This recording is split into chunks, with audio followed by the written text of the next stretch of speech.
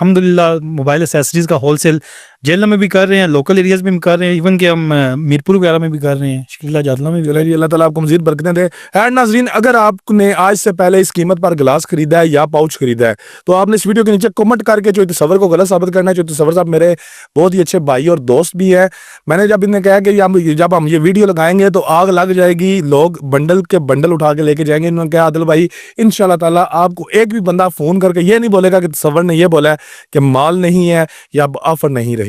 عید کے یہ جو 5 دن ہے آپ لوگوں کے لیے، جیلوں والوں کے لیے، اور دوسرے اگر آپ پورے پاکستان میں کسی بھی شہر سے یہ منگوانا چاہتے ہیں تو وہ بھی آپ کی دہلیز تک پہنچے گا، اور انشاءاللہ تعالیٰ جو چیز یہ کمٹ کرے گا وہی پہنچے گا۔